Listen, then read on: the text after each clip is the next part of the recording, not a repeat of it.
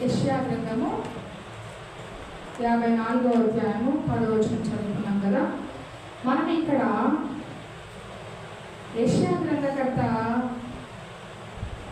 ప్రవచించిన వాక్యం ఏంటనగా, ఇశ్రాయేలును కాపాడడానికి, ఇశ్రాయేలు శ్రమలో ఉన్నప్పుడు, బానిసత్వంలో ఉన్నప్పుడు, వారు ఎంతో వేదనలో ఉన్నప్పుడు ఇశ్రాయేలు కాపాడబడాలి కాబట్టి పర్వతములు తొలగిపోయినను, మెట్టలు తరిగినను, నా కృప నిన్ను విడచిపోదు అని యెహోవా దేవుడు చెప్పిన మాటను జ్ఞాపకము చేస్తున్నాడు. పర్వతములు తొలగిపోయినను, మెట్టలు తరిగినను, నా కృప నిన్ను విడిచిపోదు. ఇక్కడ ఈరోజు మన పాఠ్య భాగము ఏంటంటే, మన అంశం ఏంటంటే కృప. దేవుని కృప మన పట్ల ఉన్నప్పుడు, దేవుని కృప మనతో ఉన్నప్పుడు దేవుడు ఎన్ని కార్యాలు చేస్తాడు, ఏమి చేస్తాడు, మన పట్ల దేవుడు చూపించే ప్రేమ ఏంటి, ఆయన కృప ఏంటి, ఆయన మన మీద కృప చూపిస్తున్నప్పుడు ఏం జరుగుతుంది? మొట్టమొదటిగా మనం ఆదికాండము 19వ అధ్యాయము 19వ వచనం చదువుకున్నాం. 19వ అధ్యాయము 19వ వచనము. ఆదికాండము 19వ అధ్యాయము 19వ వచనము. ప్రభు 19వ అధ్యాయము 19వ వచనము, 18, 19 వచనము. ఆదికాండము 19వ అధ్యాయము 18, 19 వచనములు. లోతు, ప్రభువా అలాగు కాదు, తర్వాత ఇదిగో నీ కటాక్షము నీ దాసుని మీద వచ్చి ఉన్నది, నా ప్రాణము రక్షించుట వలన నీవు నా ఎడల కనపరిచిన నీ కృపను ఘనపరిచితివి. చాలండి. ఇక్కడ లోతు గురించి మనకు అందరికీ తెలుసు. లోతు ఎక్కడ ఉన్నాడు? అంతకు ముందర సొదొమ గొమొర అనే పట్టణంలో ఉన్నాడు. అక్కడ నీతిమంతులు లేరంట. ఎంతో పాపముతో, వ్యభిచారముతో, త్రాగుబోతులు విందు చేసుకుంటూ దేవుడు అంటేనే మర్చిపోయి ఆ దినములలో వాళ్ళు అసలు దేవుడు లేడు అని విగ్రహారాధన చేసుకుంటూ, పెళ్లికి ఇచ్చుచు, తర్వాత వారి ఇష్టం వచ్చినటువంటి వ్యభిచార కార్యములు చేస్తూ కామాతురతకు గురి అయ్యి వారు ఎంతో దేవుడు అంటే భయం అనేది లేకుండా వారి జీవితంలో జీవిస్తున్నప్పుడు దేవుడు ఏం చేశాడంటే ఆ పట్టణంలో నాశనం చేయాలి అనుకున్నాడు. నాశనం చేయాలనుకున్నప్పుడు అబ్రహాము వేడుకున్నాడు. దేవా, ఎందుకోసం వేడుకున్నాడు తెలుసా? అక్కడ ఎవరున్నారు? లోతు ఉన్నాడు. సొదొమ గొమొర పట్టణాలంటే చాలా పచ్చని చెట్లు, మంచి బ్యూటిఫుల్ ఉంటుందంట ఆ ప్రదేశము. ఆ 2 పట్టణాలు చాలా బ్యూటిఫుల్గా ఉన్నాయి. రీసెంట్గా మనం చూసాము. రీసెంట్గా కూడా ఏమి కాలిపోయింది? ఏం కాలిపోయిందమ్మా? లాస్ ఏంజల్స్లో ఏం కాలిపోయింది? ఒక పట్టణం అంతా కాలిపోయిందంట. ఏ పట్టణం అది? అక్కడంతా ఎవరు ఉంటారంటే పెద్ద పెద్ద బిలియనీర్స్ ఉంటారు, ప్రొడ్యూసర్స్, డైరెక్టర్స్, సినీ ఫీల్డ్ వాళ్ళందరూ ఉంటారు. అటువంటి బాలీవుడ్ కాదు, ఏంటది? హాలీవుడ్. హాలీవుడ్ అనే ప్రదేశంలో ఏమైపోయింది? చాలా బ్యూటిఫుల్గా, ఎంత అందం ఉంటుందంట అంటే అసలు అక్కడికి పోతే ఇంకా ఎవరు బయటికి రావాలి అనిపించదంట వారికి. అంత మంచి ప్రదేశంలో ఏం చేశాడు? దేవుడు నాశనం చేసినాడు. అంటే దేవుడు ఎప్పుడైనా ఆయన కాపుదల ఉంటుంది. ఇప్పుడు ఇందాక మనం చదివిన పర్వతములు తొలగిపోయినను, మెట్టలు కద్దరిలను, నా కృప నిన్ను విడిచిపోదు. అక్కడ లాస్ ఏంజల్స్లో ఒక గొప్ప అద్భుతం జరిగిందంట. అది నిజమో కాదో నాకు తెలియదు, కానీ గూగుల్లో సెర్చ్ చేసినా కూడా కనిపించింది. ఒక సేవకుడు ఉన్నాడంట. ఒకటే ఒక పర్సన్ ఆ సేవకుడు లోపల ఇంట్లో ఉండి ప్రార్థన చేసుకుంటున్నాడంట. ఆ టైంలో ఆ అగ్గి వచ్చేసి మొత్తము ఆ పట్టణం అంతా, హాలీవుడ్ అనే ప్రదేశం అంతా కాల్చి పడేస్తే ఆ ఇల్లు ఒక్కటి రక్షింపబడిందంట. అంటే ఆ ఇల్లు కాలిపోలేదు అని చాలా న్యూస్ చూసినాం, వైరల్ అవుతుంటే చూసినాం. మరి నా కృప నిన్ను విడిచిపోదు. ఇక్కడ కూడా ఏం జరిగింది? అప్పటి కాలంలో, లోతు ఉన్నటువంటి కాలంలో సొదొమ గొమొర్రా పట్టణాన్ని దేవుడు నాశనం చేయాలనుకున్నాడు. కాబట్టి అబ్రహాము వేడుకున్నా కూడా కనీసం 5 మంది ఉంటే కూడా, 5 మంది నీతిమంతులు ఉంటే కూడా నేను ఆ పట్టణాలను నాశనం చేయనంటాడు దేవుడు. కానీ అక్కడ 5 మంది నీతిమంతులు కూడా లేనట్టే. ఒక లోతు కుటుంబం తప్ప ఎవరు కూడా దేవుని పని చేసిన వారు, దేవుని జ్ఞాపకం చేసుకున్న వారు కాదు. దేవుడు అంటే భయం అనేది అస్సలు లేనే లేదు. అటువంటి సమయంలో దేవుడు ఏం చెప్తున్నాడు లోతుకు చూసినావా? ప్రభువా, అలా అతనికి ఏం చెప్పాడంటే, నువ్వు ఆ పర్వతంలోకి పారిపోము అని దేవుడు దూతలు చెప్తే, ప్రభువా అలాగూ కాదు, ఇదిగో నీ కటాక్షము నీ దాసుని మీద వచ్చినది, నా ప్రాణము రక్షించుట వలన నీవు నా ఎడల కనుపరిచిన నీ కృపను ఘనపరచితివి. ఏంటంట? ఎవరి కృప? మనం ఈరోజు అంశం ఏమనుకున్నాం? కృప. నా కృప నిన్ను విడిపోదు, విడిచిపోదు. నా కృప నిన్ను విడిచిపోదని దేవాది దేవుడే చెప్పినప్పుడు ఆ కృప ఎవరు రక్షించింది? మొట్టమొదటిగా లోతును రక్షించింది, లోతు కుటుంబాన్ని రక్షించింది.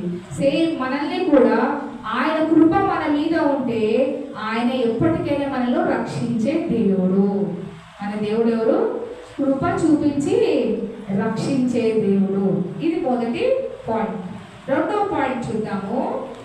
దేవుడు కృప చూపించి రక్షిస్తాడు. రెండవదిగా చూద్దాం. రెండవ రాజుల గ్రంథము,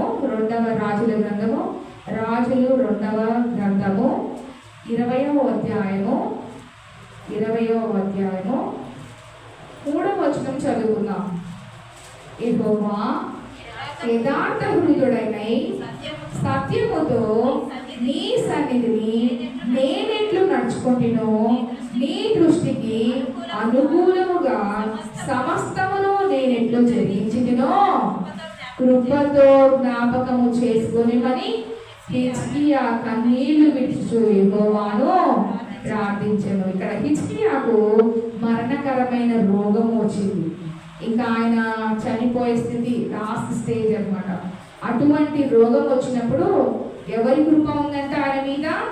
నీ కృపతో జ్ఞాపకము చేసుకోవాలి. ఎవరి కృప? దేవుని కృప. దేవుడు అన్నాడు కదా, నా కృప నిన్ను విడిచిపోదు. అటువంటి కృప ఎవరికి ఉంది? ఇప్పుడు ఇక్కడ హిజ్కియాకు ఉంది.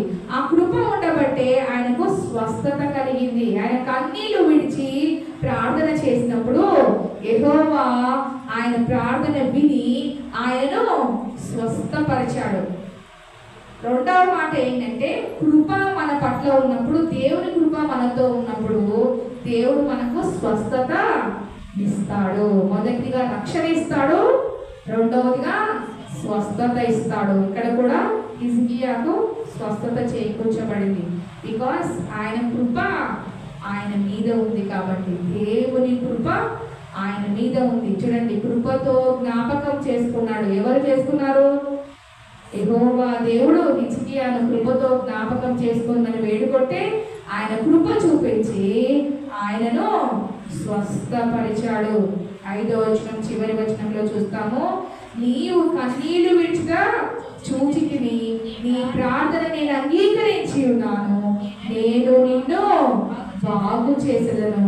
3వ దినమున నీవు యెహోవా మందిరమునకు ఎక్కిపోదు. దేవుడు బాగు చేస్తానని ఆయనకు ప్రమాణం చేశాడు, మాట ఇచ్చేశాడు. అంటే స్వస్థత చేకూర్చబడింది. ఎవరికి? హిజ్కియాకు. మనం కూడా ప్రార్థన చేస్తే ఆయన మనకు ఏ అనారోగ్య సమస్య ఉన్నా కూడా మనల్ని స్వస్థపరుస్తాడు. శరీరానికి అనారోగ్యం వస్తూనే ఉంటుంది. ఎందుకు దేవుడు నాకు ఈ పరీక్ష పెట్టాడు, ఎందుకు దేవుడు నాకు ఈ శ్రమ పెట్టాడు అని మనం దేవుడిని క్వశ్చన్ చేసే వారంగా ఉండకూడదు. దేవా, నీవు ఈ రోగం నాకు అనుమతి వచ్చింది కాబట్టి, నీవు అనుమతిస్తే, నువ్వు ఒక మాట ఇస్తే, నీ కృప నా మీద చూపిస్తే నీవు స్వస్థపరచగలవు. అందుకనే హిజ్కియా అన్నాడు, కృపతో జ్ఞాపకం చేసుకోమని ప్రార్థన చేశాడు. మనం కూడా కృపతో జ్ఞాపకము చేసుకోవాలి. అప్పుడే దేవుడు మనకు స్వస్థత చేకూరుస్తాడు. మరి మూడవదిగా చూద్దాము, దినవృత్తాంతములు 2వ గ్రంథము, దినవృత్తాంతములు 2వ గ్రంథము 20వ అధ్యాయము 21, 22 వచనములు చూద్దాం. మరియు అతడు చెవులను హెచ్చరిక చేసిన తరువాత యెహోవాను స్తుతించుటకు గాయకులను ఏర్పరిచి వారు పరిశుద్ధాలంకారములు ధరించి సైన్యము ముందర నడుచుచు యెహోవా కృప నిరంతరముండును, ఆయనను స్తుతించుడి అని స్తోత్రము చేయుటకు వారిని నియమించెను. వారు పాడుటకును స్తుతించుటకును మొదలు పెట్టగా యెహోవా యూదా వారి మీదికి వచ్చిన అమోనీయుల మీదను, మోయాబీయుల మీదను, శేయీరు మన్యవాసుల మీదను మాటును పెట్టెను గనుక వారు హతులైరి. ఇక్కడ యుద్ధం జరుగుతున్నది. యెహోషాపాతు రాజు యుద్ధంలకు వెళ్తున్నప్పుడు దేవుడు ఎంత మంచి మాట చెప్పాడు కదా. వాళ్ళు యెహోషాపాతు ఏమన్నారంటే 20వ అధ్యాయంలో మధ్య భాగంలో చూస్తే యెహోషాపాతు నిలబడి, యూదా వారులారా, యెరూషలేము కాపురస్తులారా, నా మాట వినుడి, మీ దేవుడైన యెహోవాను నమ్ముకొనుడి. ఎవరు నమ్ముకోవాలి? దేవుడైన యెహోవాను నమ్ముకోవాలి. తర్వాత అప్పుడు మీరు స్థిరపరచబడుదురు. ఆయన ప్రవక్తలను కూడా నమ్ముకోవాలి. అప్పుడు మీరు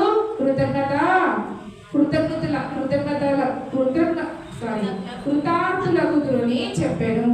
చూడండి, యెహోషాపాతు రాజే ప్రజలకందరికీ చెప్తున్నాడు. ఏమని చెప్తున్నాడు? మీరు ఎవరు నమ్ముకోవాలి? మీ దేవుడైన యెహోవాని.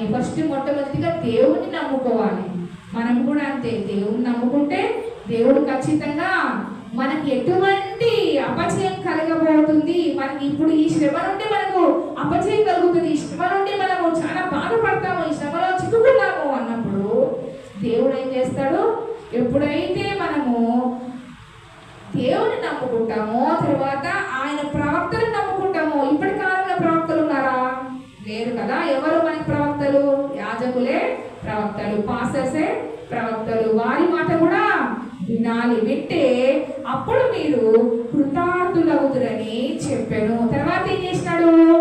మరియు అతడు చెల్లెలకు ఏం చేసినాడు? హెచ్చరిక చేసినాడు. ఏం హెచ్చరిక చేసినాడు?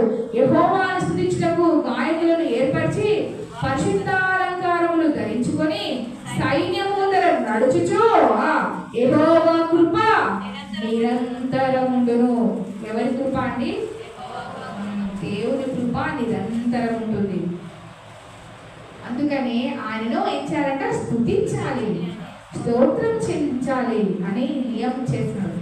ఈవెన్ సైనికులకు కూడా చెప్పేస్తున్నాడు, మీరు ముందు నడుస్తూ మీరేం చేయాలి? యెహోవాను స్తుతించండి, పాటలు పాడుతూ వెళ్ళండి. చూడండి, వారు పాడుటకును స్తుతించుటకును తర్వాత మొదలు పెట్టగా యెహోవా ఏం చేశాడు? యూదా వారి మీదికి వచ్చినటువంటి ప్రతి ఒక్కరిని హతము చేసినాడు. యుద్ధములో విజయము దయచేశాడు. ఇప్పుడు మనం కూడా ఏ పోరాటంలో ఉన్నాం? శరీరంతో పోరాడుతున్నామా? ఆత్మలో పోరాడుతున్నామా? దేనితో పోరాడుతున్నాము? ఆ పోరాటంలో మనకి ఏం కలుగుతుంది? విజయము కలుగుతుంది. ఎప్పుడు? యెహోవా కృప నిరంతరం మన మీద ఉన్నప్పుడు, ఆయన కృప ఉన్నప్పుడు మనకు విజయం కలుగుతుంది. ఇది 3వ పాయింట్. మొట్టమొదటిది ఏంటి? ఆయన కృప మన పట్ల ఉన్నప్పుడు మనకు జరిగే కార్యం ఏంటి? మొట్టమొదటిగా మనకు రక్షణ వస్తుంది, రెండవదిగా స్వస్థత చేకూరుస్తుంది, తర్వాత మూడవదిగా మనకు విజయము వస్తుంది. ఈ 3 కలిగి మనము జీవించాలి. ఈ 3 మనకు మన జీవితంలో జరగాలి. రక్షణ అవసరము. రక్షణ లేకుంటే ఎక్కడికి వెళ్ళిపోతాం మనము? దేవుడే మనకు రక్షించకపోతే, మనకు ఆయన కాపుదల లేకపోతే, మనం ఆయన కృప మన మీద లేకపోతే మనం ఎక్కడ ఉంటాము? ఎక్కడో పడి చచ్చిపోతాం కదా, నాశనమైపోతాం. నాశన రూపములో మనం ఉండిపోతాం. కాబట్టి పర్వతములు తొలగిపోయినను, మెట్టలు తత్తరిల్లును, నా కృప నిన్ను విడచిపోదు అని దేవుడు వాగ్దానం చేసి ఉన్నాడు. ఆయన మనతో ఆలోచించుకోండి. మీరు శ్రమ పడుతున్నారా, వేదన పడుతున్నారా, ఏ ప్రాబ్లం మీలో ఉంది, ఏ సమస్య మీలో ఉంది, ఒక్కసారి దేవుని వైపు చూడాలి. దేవా, నీ కృప నన్ను విడిచిపోదు నాన్న. నీ కృప ఉంటే నాకు రక్షణ, నీ కృప ఉంటే నాకు స్వస్థత, నీ కృప ఉంటే ఎప్పటికీ విజయమే అని మనము ఎల్లప్పుడూ ఆయన స్తుతిస్తూ, ఇక్కడ వాళ్ళు స్తుతిస్తూ పాటలు పాడుతూ దేవుని గణపరుస్తూ ఎలాగైతే విజయం పొందుకున్నారో అలాగే మన జీవితంలో కూడా మనము విజయము పొందుకోవాలి. ఆయన కృప నిత్యము నిరంతరము ఉంటుంది. కీర్తనకారుడు కదా ఎన్నిసార్లు చెప్తాడు చెప్తాడంటే ఆయన కృప నిరంతరం ఉండు, ఆయన కృప నిరంతరం ఉండు. ఏ అధ్యాయం తెలుసా మీకు? అది ఏ అధ్యాయంలో వ్రాయబడి ఉంది? ఆయన కృప నిరంతరం ఉండును. ఎన్నిసార్లు చదువుకుంటాం మనం? ఆయన కృప నిరంతరం ఉండును, ఆయన కృప నిరంతరం ఉండును. ఎక్కడ ఉందండి? 136 కీర్తన. ఎంత మంచి మాట చెప్పాడు కదా దేవుడు. అస్సలు మనం ఈ వాక్యం చదువుకుంటూ పోతే, కీర్తన పాడుకుంటూ పోతే, అప్పుడు దావీదు ఎంత మంచిగా పాట పాడాడు కదా యాత్రా కీర్తన. యెహోవా సేవకులారా, యెహోవా మందిరంలో రాత్రి నిలుచుండు అన్నారు. మీరందరూ యెహోవాను సన్నుతించుడి, పరిశుద్ధ స్థలం వైపు మీ చేతులెత్తి యెహోవాను సన్నుతించుడి. భూమాకాశములను సృజించిన యెహోవా సియోనులో నుండి నేను ఆశీర్వదించును. మళ్ళీ యెహోవా సేవకులారా స్తుతించుడి, యెహోవాను స్తుతించుడి, యెహోవా నామమును స్తుతించుడి. ఎక్కడ స్తుతించాలంట? యెహోవా మందిరములో, మన దేవుని మందిరపు ఆవరణలో నిల్చుండు వారులారా యెహోవాను స్తుతించుడి అంటూ 136 కీర్తనలో ఆయన కృప నిరంతరముండును, ఆయన కృప నిరంతరముండును అని చెప్తూ వెళ్తానే ఉన్నాడు. ఆయన కృప మన పట్ల నిరంతరం ఉంటుంది. యెహోవా దయాళుడు, ఆయన కృప నిరంతరం ఉండును.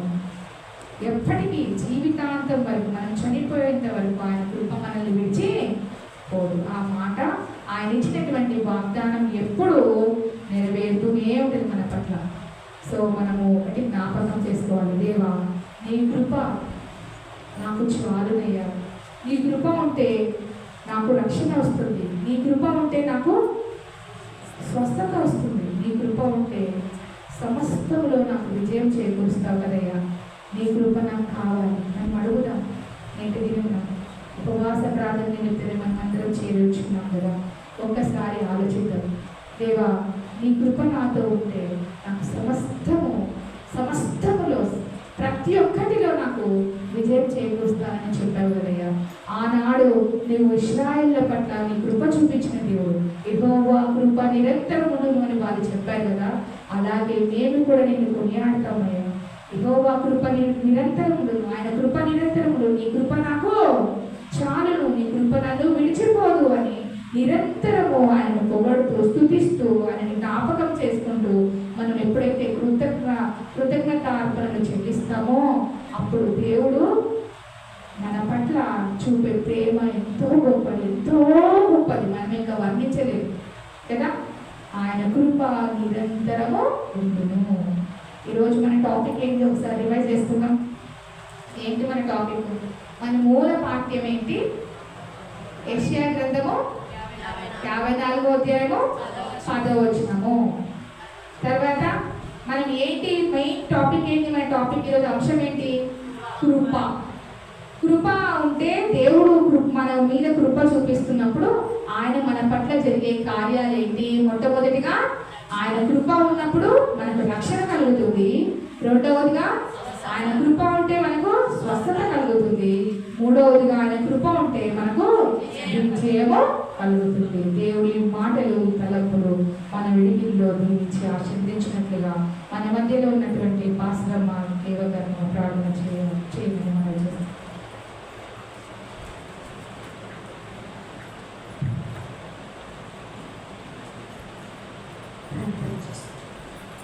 ఇక్కడ ప్రేమించబడి ఇక్కడ వ్యాపారులకు ఇద్దరు లేక మరికొంతమంది పిల్లలందరూ స్నేహితులు తల్లి నాకు ఇదిగో నిత్య అవసరాలు చెప్పిన వాక్యం బట్టి కృప గురించిన తల్లి వాక్యం తీసుకొచ్చిన దాన్ని బట్టి